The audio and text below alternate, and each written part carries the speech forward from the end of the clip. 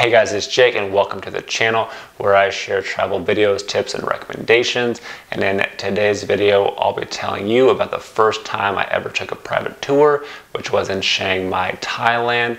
We'll be going over what it cost, why I took it, what we did, and whether I would do it again. But first, if you can do me a huge favor and hit the like button, it just lets YouTube know that people like the content, so it will be shared with more people. All right, so let's dive in.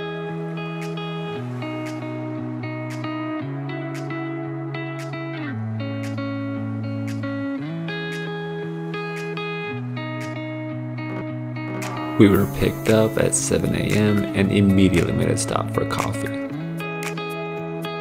7:30, explore the beautiful Buddhist shrines at the Doi Suthep Temple. Doi Suthep is a Theravada Buddhist temple or a wat in Chiang Mai. The temple is often referred to as Doi Suthep, although that is actually the name of the mountain where it's located, and its real name is Wat Phra Doi Suthep. The original founding of the temple remains a legend, and there are a few varied versions. The temple is said to have been founded in 1383 when the first stupa was built. Over time, the temple has expanded and been made to look more extravagant with many more holy shrines added. A road to the temple was first built in 1935.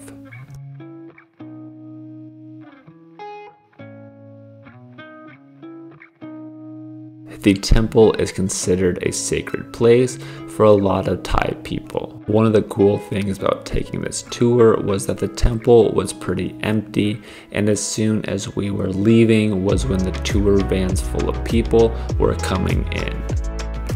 The temple is 15 kilometers or 9.3 miles from the city of Chiang Mai and sits at an elevation of over 1,000 meters, which means that from the temple you can see downtown Chiang Mai. 8:30, drive through the countryside towards Thailand's highest mountain. 10 a.m., arrive at the Doi Inthanon National Park. 10:30 a.m., trekked through the jungle. This part was actually really cool because we met up with a local guide that took us on a hike in the Doi Inthanon National Park. Doi Inthanon is the highest mountain in Thailand. Name Doi Inthanon was given in honor of Inthanon Wichayanandan, who was the last king of Chiang Mai. I probably just butchered that name, so here's how you spell it.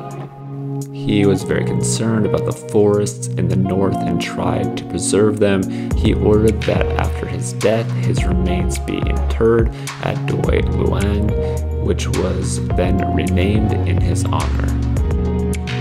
Today, the summit of Doi Inthanon is a popular tourist destination for both foreign and Thai tourists, with a peak of 12,000 visitors visiting the summit on New Year's Day.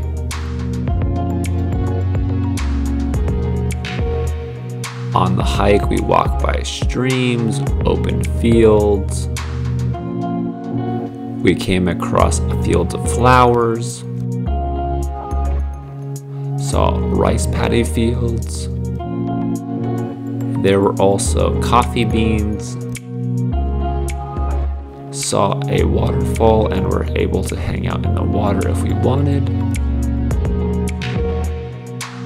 and even a wild boar.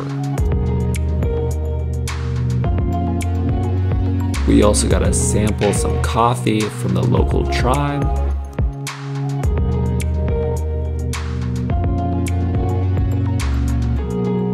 at 1 p.m., eat lunch at a local restaurant.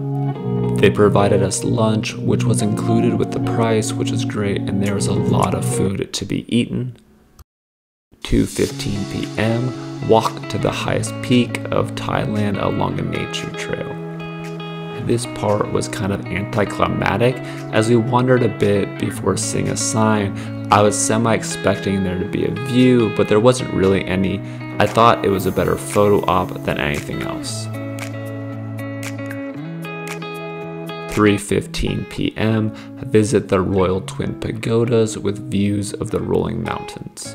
On the mountain, there are 2 pagodas that look really cool when the sun is out, but when we got there, it was rainy and overcast. The first pagoda is the King Pagoda. It is an octagonal bell-shaped ochre and gold-hued pagoda named Phra Mahathat Nafa Menthan Nindan. Again, I probably butchered that, so this is how you spell it. The pagoda stands 197 feet tall and is comprised of 3 distinct levels.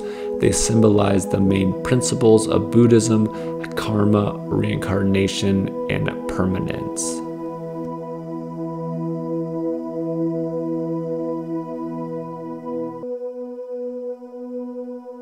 The Queen Pagoda is a 12-sided lavender pagoda named Phra Mahathat Nafa Fum Isuri. Again, I probably butchered that. Here's how you spell it. It is crowned with a gold lotus bud and is 16 feet shorter than the king's, indicating that the queen is 5 years younger. I thought the pagodas and the grounds were really cool. I just wish the weather was better.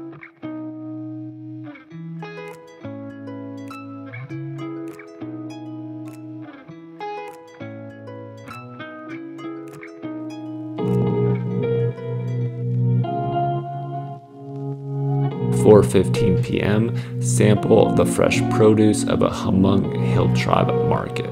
We drove to their stands and they allowed us to sample some of their food. I'm a fan of dried mangoes and the ones we got to taste were phenomenal. They did have other kinds of dried fruits or just snacks in general, and all were great.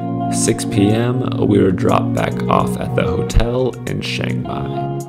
The tour cost a little more than $90 US per person, and the reason we did it was because it was the only way that we could see all of the destinations we wanted to in one day. Otherwise, we would have to have taken 2 tours or rented a car or used public transportation, which I would have had no problem doing, but this was the best way to maximize my time. Overall, I really enjoy the experience and I would do it again, but if you're trying to do it on a budget, there are cheaper ways to do it out there. Thanks so much for watching, and I hope you guys enjoyed the video. If you guys want to see what I did when I was there, I'll put the link down in the description, as well as some other helpful articles if you're going to Chiang Mai. And do not forget that if you want to be around for when I post my next video, then subscribe. See you guys next time.